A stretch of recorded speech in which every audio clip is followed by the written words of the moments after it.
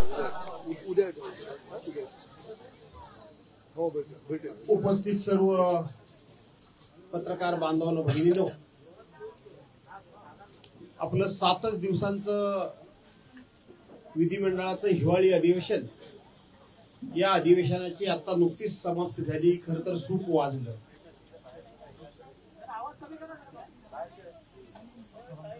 आणि यानंतर नेहमीच्या प्रथेप्रमाणे आम्ही प्रेसला म्हणजे आपल्या सर्वांच्या समोर आलेलो आहोत. आपल्या सर्वांच्या माध्यमातून या महाराष्ट्राच्या विधिमंडळाच्या अधिवेशनाच्या माध्यमातून संपूर्ण महाराष्ट्राच्या आणि खास करून विदर्भाकरता आणि विदर्भाला न्याय देण्याकरता आणि विदर्भाच्या शेतकऱ्यांचा, कामगारांचा आवाज किंवा त्यांची दुःख याच्यावर फुंकर घालण्याकरता म्हणून खरं हे अधिवेशन होत असतं.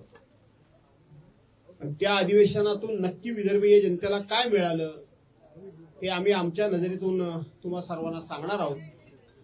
आणि म्हणून त्या प्रेसला या ठिकाणी उपस्थित असलेले काँग्रेस पक्षाचे ज्येष्ठ नेते, माजी मंत्री, माजी विरोधी पक्षनेते सन्मान्य विजयराव वडेट्टीवार, आमच्या सर्वांचे ज्येष्ठ नेते माजी मंत्री सन्मान्य जयंतराव पाटील, माझे सहकारी मित्र आणि आमचे पक्षप्रतोद सुनीलजी प्रभू, उपस्थित सर्व सहकारी आमदार आणि मित्रांनो, खरं तर हे अधिवेशन 3 आठवडे चालावं अशी आमची मागणी होती.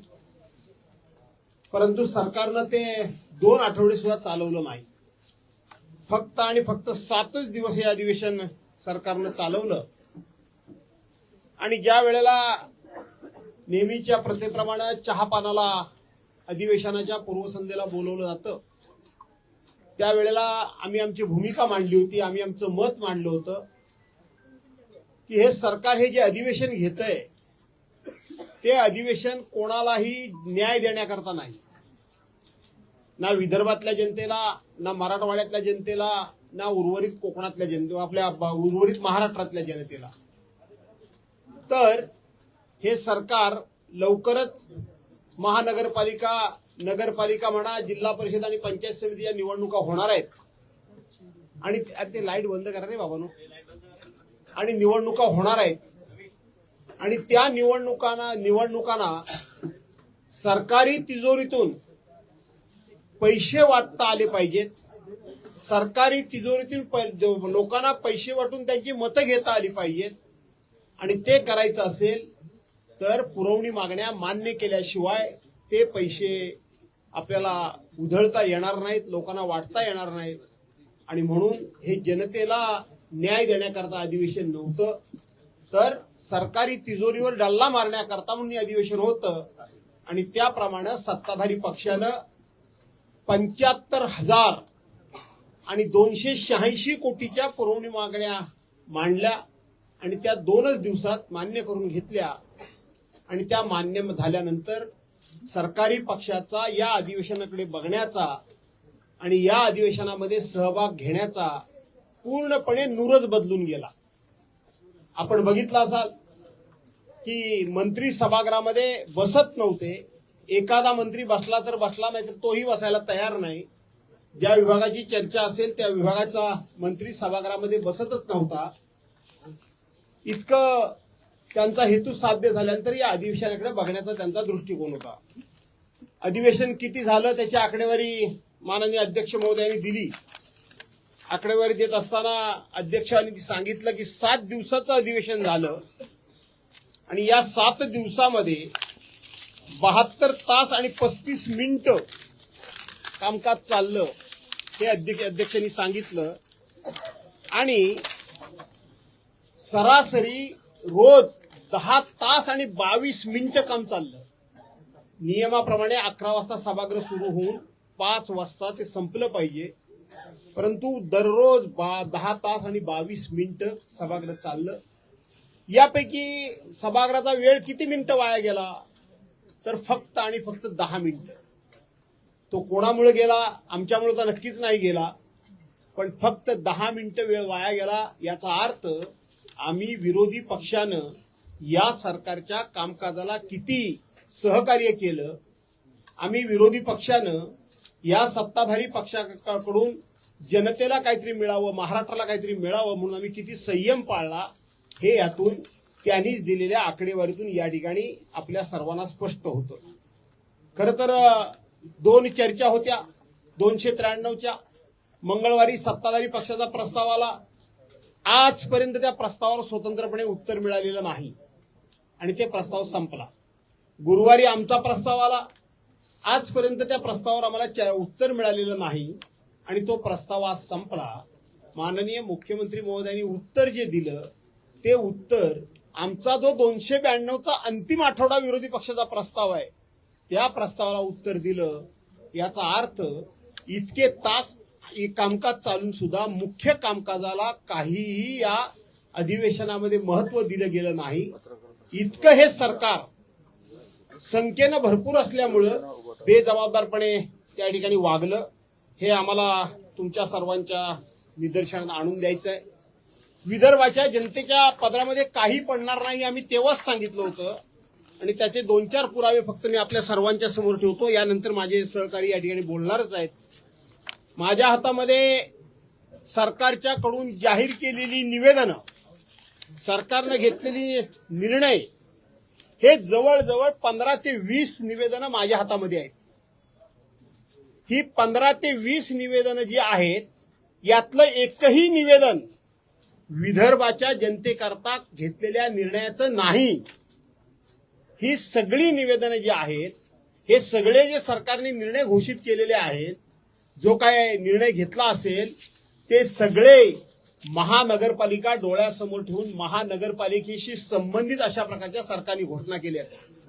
विशेष करून मुंबई महानगरपालिका आणि ह्या मुंबई महानगरपालिकेशी संबंधित अनेक प्रकारचे निर्णय सरकारने घेतलेले आहेत. त्याची निवेदनं पाहिजे तर मी आपल्याला देतो. डिटेल्समध्ये वाचायला पाहिजे असेल ते सुद्धा वाचतो. नव्या मुंबई महानगरपालिकेचा विषय आहे, ठाणे महानगरपालिकेचे विषय आहेत, पुणे चिंचवड महानगरपालिकेचे विषय आहेत, ते नागपूरचे सुद्धा विषय आहेत.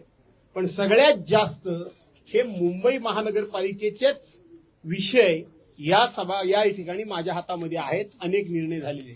याचा अर्थ आम्ही चहापानाला का गेलो नाही, आम्हाला सरकारचा हेतू हा प्रामाणिक नाही याची पूर्ण कल्पना होती. सरकार विदर्भातल्या जनतेला कोणताही न्याय देणार नाही याची आम्हाला कल्पना होती.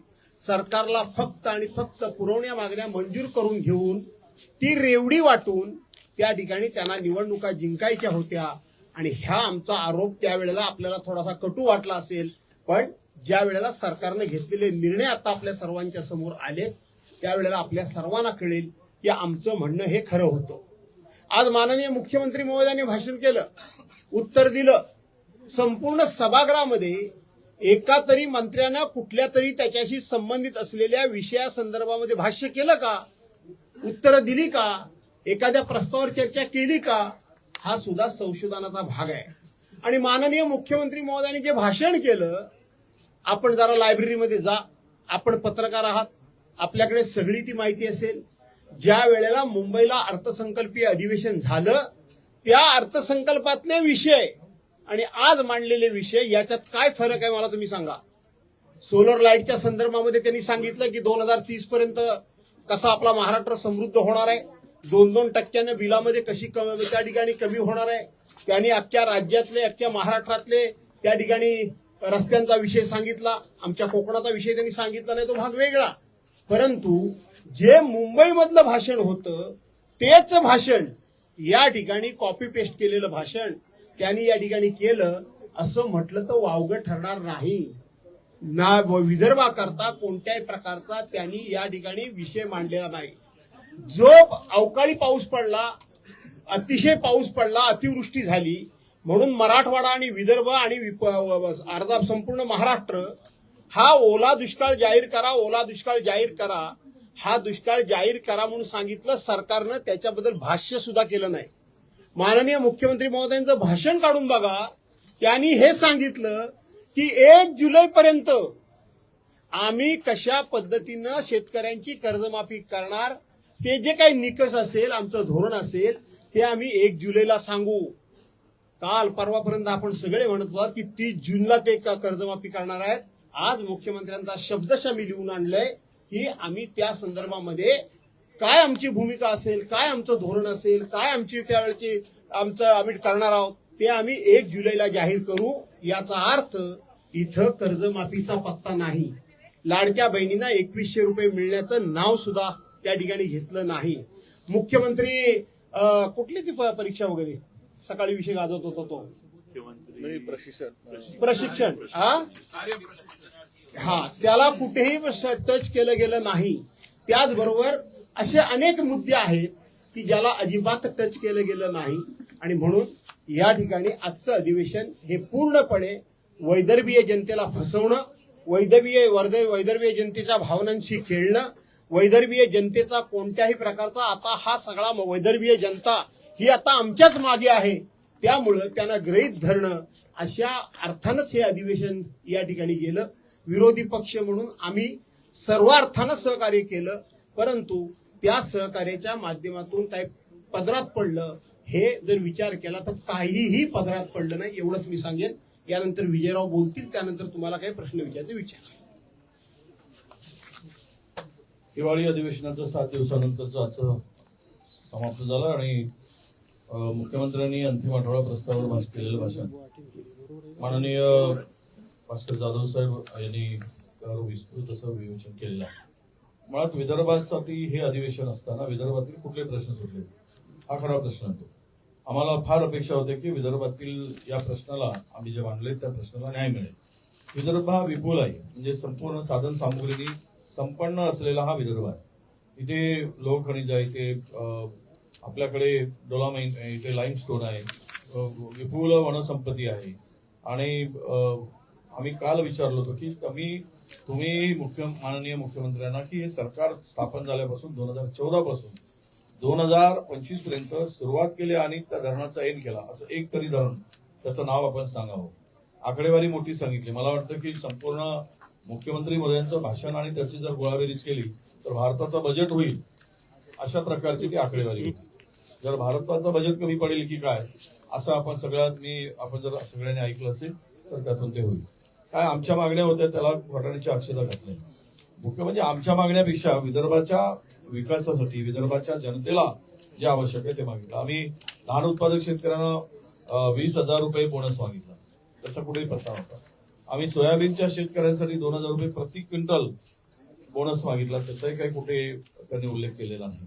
आणि विशेष म्हणजे विदर्भामध्ये संत्रा मोसंबीला मार्केट नाही त्यावर त्यांचा कुठे उल्लेख केलेला नाही. त्यांना मार्केटची हमी आणि बांगलादेशमध्ये जो आपला संत्रा जातो त्यावर जे काही निर्यात ड्युटी लावली आहे त्यावर आपला संत्र्याला मार्केट मिळत नाही, त्याच्यावर कुठलंही भाष्य केलं नाही. प्रक्रिया केंद्रावर भाष्य झालं नाही.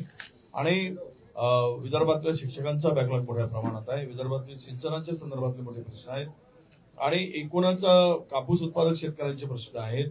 त्यांना जे कापूस आहे तो कवडीमोल भावाने विकला जातोय, जे निकष लावले जात आहेत, जे काही अटी शर्ती सिंचनाने लावले, त्यामुळे आता शेतकऱ्यांकडे कापूसच उरला नाही. तो सगळा कापूस व्यापाऱ्यांनी खरेदी केल्यानंतर मात्र 23 क्विंटलची पर हेक्टरी घोषणा झाली, म्हणजे व्यापाऱ्यांचा फायदा या निमित्तानं करायचा. सोयाबीनच्या संदर्भात मोठ्या प्रमाणामध्ये मॉइश्चर जास्त असलेला किंवा भिजलेला सोयाबीन धड सरसकट रिजेक्ट केला जातोय. तो बाजारामध्ये 3,500-4,000 रुपयांनी शेतकऱ्याला विकावा लागतोय, कारण खरेदी केंद्रावर तो स्वीकारला जात नाही. ही भयानक परिस्थिती शेतकऱ्यांची या संदर्भात आहे. मुख्यमंत्र्यांनी घोषणा खूप केल्या डावोसमध्ये झालेल्या मागच्या वर्षीच्या घोषणा, त्याचा उल्लेख माननीय आमच्या भास्करभाऊ जाधवांनी केला. तुम्ही जर पाहिलं तर मागचं भाषण आणि आताच्या याच्यामध्ये काही फरक नाही, फक्त शब्दांचा खेळ केलेला आहे. आणि हे 7 दिवसाचं अधिवेशन म्हणजे वांजोरटं अधिवेशन याचा उल्लेख करावा लागेल. वांजोरटं, ज्याला काही निष्पत्ती नाही, काही निष्पत्ती नाही आणि नाही कुठला ठोस निर्णय, या अधिवेशनाची फलश्रुती आता आम्हाला दिसते आहे. मला त्याचा विस्तृतपणे माननीय भास्कर जाधव साहेबांनी उल्लेख केला. एक विशेष सांगतो आपल्याला की शिक्षक भरतीच्या संदर्भात शाळा बंद पडल्यात विदर्भाच्या, आणि इथे झालेला आयडी शालांत घोटाळा त्यावर काही होईल असं वाटत होतं. काल परवा आपण पाहिलं की 2 अधिकाऱ्यांना पुन्हा अटक झाली. हा प्रचंड मोठा घोटाळा आहे, याची संत गतीनं चौकशी सुरू आहे. आम्ही अंतिम आठवड्यावर जे प्रश्न उपस्थित केले त्या एकाही प्रश्नाला उत्तर दिलं नाही. महिला आणि मुलीवरील अत्याचारामध्ये आकडे सांगितले नाही. ते आम्ही किती महिला शोधतो आहोत एवढंच सांगितलं.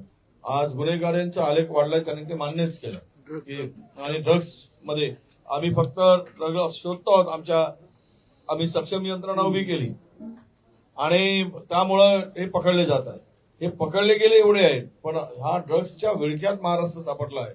त्यावर कुठली ठोस अशी उपाययोजना नाही. येतो कुठून ड्रग्स एवढ्या मोठ्या प्रमाणात आणि याचे लिंक कुठपर्यंत आहे, मुख्य आरोपी यामध्ये जे आहेत ते का पकडले जात नाही आणि पूर्ण पिढी उद्ध्वस्त होत आहे. युवा पिढी विदर्भामध्ये फार मोठा विळखा या ड्रग्स आणि अंमली पदार्थांचा विदर्भाला आलेला आहे. त्यामुळे हे एक अधिवेशन असं होतं की निवडणुकीचा जुमला असं त्या अधिवेशनाचा आपल्याला नामकरण करता येईल. आणि दुसरं म्हणजे हे अधिवेशन लक्षवेधी अधिवेशन होतं. फक्त लक्षवेधी घ्यायचे आणि त्यातील लक्षवेधी महाराष्ट्रातील विचार करता मुंबईच्या अधिक आणि विदर्भाच्या कमी. अधिकाधिक प्रश्नावर मुंबईचेच लक्षवेधी होत्या आणि त्याला अमर्याद सारा वेळ या लक्षवेधीवर गेला.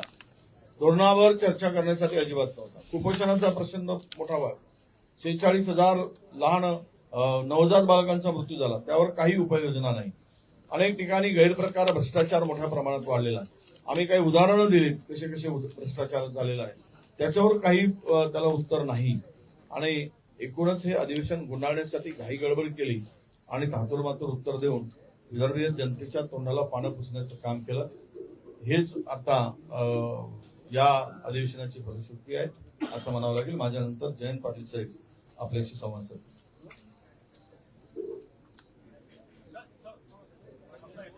तुम्ही इकडे या. तुम्ही मी बाजूला.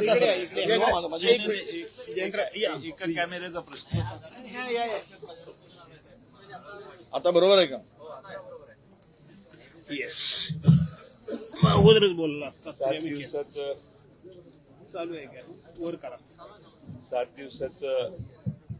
दिवसाचं अधिवेशन मुख्यमंत्र्यांच्या उत्तराने पूर्ण झालं.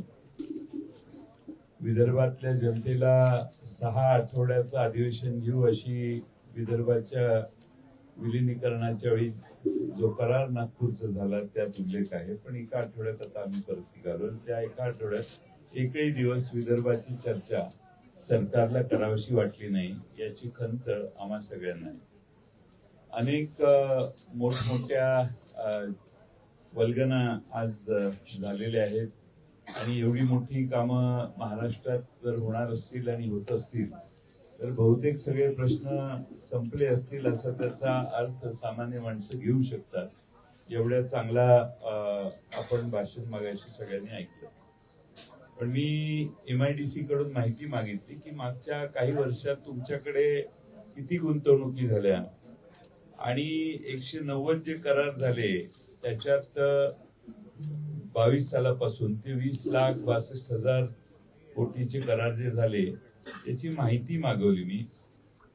ती माहिती देताना खात्याने MIDC ने असं उत्तर दिलं. माझा प्रश्न असा होता की किती गुंतवणुकीचे करार झाले, किती उद्योगधंदे उभारण्यात आले आणि किती रोजगार उपलब्ध झाला. उत्तर असं आहे 22-23 पासून आजपर्यंत उद्योग विभागामार्फत 20,62,000 कोटीच्या गुंतवणुकीचे 190 सामंजस्य करार झाले. या माध्यमातून 13,24,000 इतका रोजगार निर्माण होणे अपेक्षित आहे. म्हणजे हे कराराच्या वेळीस ठरलेले आकडे पुन्हा त्यांनी दिले. त्यालाही माझी तक्रार नाही. पण माझ्याकडे प्रत्येक इंडिव्हिज्युअल प्रोजेक्टचं काय झालं याचं हे आहे आणि बहुतेक सगळीकडे जागा वाटप, जमीन वाटप, जागेचा सर्च चालू आहे. असं साधारणपणे स्टेज जमीन वाटप प्रगतीपथावर आहे, लँड स्काउटिंग चालू आहे, असं बहुतेक प्रकल्पांच्या बाबतीत आहे.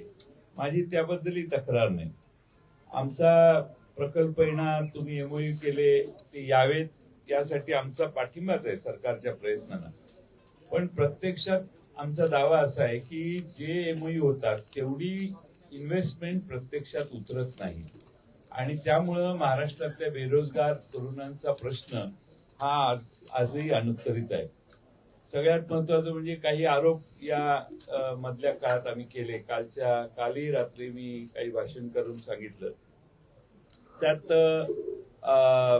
जव्हार तालुक्यामध्ये जवळपास 111 कोटी रुपयाची बिलं ही खोटी बिलं देऊन काढायचा प्रयत्न स्टेट बँक ऑफ इंडियाच्या अधिकाऱ्याने थांबवला. त्याची चौकशी चालू आहे.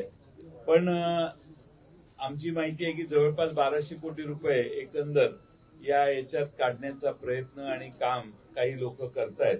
सरकारने त्यांच्या विरोधी SITची समिती स्थापून आशांची पाळंमुळं खणून काढावी तशी आमची अपेक्षा होती, पण ते काही झालं नाही. आताही स्थगन सूचना आली होती, त्याच्या आधी त्यांनी उत्तर दिलं. ड्रग्जचं प्रमाण बेसुमार वाढलेलं आहे आणि सातारा जिल्ह्यात काल एक रेड पडली. परत वर्ध्यामध्ये 192 कोटीचे MDचं प्रकरण आहे. कारंज्यात देखील MDचा महाकारखाना आहे अशी माहिती आहे. या सगळ्या गोष्टी आम्ही सभागृहात मांडल्या. मुख्यमंत्र्यांनी सांगितलं की ह्या जास्त आता पुढे यायला लागलेल्या आहेत आणि कारण आमचे प्रयत्न पकडण्याचे जास्त आहेत. पण याची व्याप्ती एवढी प्रचंड आहे महाराष्ट्रात की महाराष्ट्रातल्या तरुणाईला ड्रग्जने आता विळखा घातलेला आहे. आणि हाच सगळ्यात मोठा आज आपल्या महाराष्ट्रातल्या समाजासमोर प्रश्न आहे. आणि त्यासाठी सरकार हे सगळे जसे गुन्हे हँडल होतात तसेच हे गुन्हे हँडल होतात. आणि सर्रास गावागावात खेड्याखेड्यात दुय्यम तिय्यम लोकसंख्येच्या म्हणजे लहान संख्येच्या शहरात देखील आता ड्रग्जचा सुळसुळाट आहे. सरकारने त्यावेळी आमची अपेक्षा होती की सरकारने सांगायला पाहिजे की काय ठोस उपाययोजना सरकार करणार. काल परवा आम्ही अनेक गोष्टी सरकारच्याकडून अपेक्षा केली, पण त्या अपेक्षा काही आमच्या पूर्ण झाल्या नाहीत. आणि अशा अनेक गोष्टी आहेत की ज्याविषयी आम्ही मागणी केली. आम्ही जेव्हा जेव्हा काही मागणी करतो, काही आरोप करतो, त्यावेळी ते विषय बाजूला सोडून दुसरेच विषय हे मांडले जातात आणि मूळ आमचे जे मुद्दे आहेत ते मात्र त्याच्याकडं सरकारचं पूर्णपणाने दुर्लक्ष होतं. आर्थिक परिस्थितीविषयी काही आकडेवारी मी काल जाहीर केली, परंतु त्याच्याविषयी तपशीलवार उल्लेख नाही. फक्त 25% आम्ही पोहोचलेलो नाही. हे जरी असलं तरी व्याजाचा आकडा दरवर्षी आता 64,000 कोटी रुपयाच्या वर गेलेला आहे. हे आपल्याला विसरता येणार नाही. किंवा आमचे राम खाडे म्हणून एक माहितीचे आधार माहितीशास्त्र माहिती घेऊन अनेक जमिनीची प्रकरणं त्यांनी बाहेर काढले, त्यांच्यावर अटॅक झाला. पुणे गुन्ह्यांचं माहेरघर झालंय. अनेक टोळ्या कार्यरत आहेत, त्याच्यावरही भाषण सायलंट होतं. किंवा FIR पोलीसच लिहून घेत नाहीत, अशी अनेक ठिकाणी अनुभव आलेले आहेत. त्यांनी सांगितलं की आम्ही आता जास्तीत जास्त FIR दाखल केला जातो वगैरे वगैरे अशा बऱ्याच गोष्टी आहेत. किंवा अनेक टोकाची भूमिका घेणारे बाळासाहेब थोरातांच्या विरोधी ज्यांनी भाषण केलं आणि बाळासाहेब थोरातांच्या बद्दल आम्ही देखील नथुराम गोडसे होऊ अशी धमकी दिली, त्यांच्या विरोधी सरकारने कोणती कारवाई केली नाही. अशा अनेक आम्ही काढलेले मुद्दे हे सरकारला अनुत्तरित राहिले.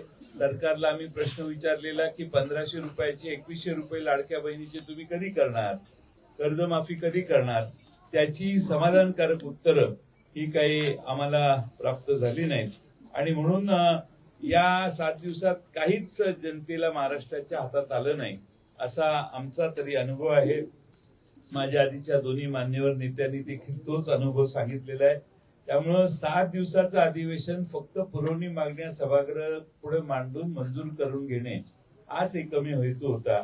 विदर्भाचे प्रश्न सोडवावेत, विदर्भातल्या संत्र्याचा कापसाचा शेतकऱ्याच्या मागे उभा राहावं आणि अलीकडे आलेले जे अतिवृष्टी झाली त्यात मराठवाड्यात जे नुकसान झालं त्या सर्वांची उत्तरं या सभागृहात या अधिवेशनात मिळाली नाहीत, याची आम्हा सगळ्यांना खंत आहे. दोन्ही सभागृहामध्ये विरोधी पक्ष नेता नसताना हे अधिवेशन पार परिषदचा होऊन जाईल. परिषदचा एक सन्मान्य सर्वच मान्यवर झालं.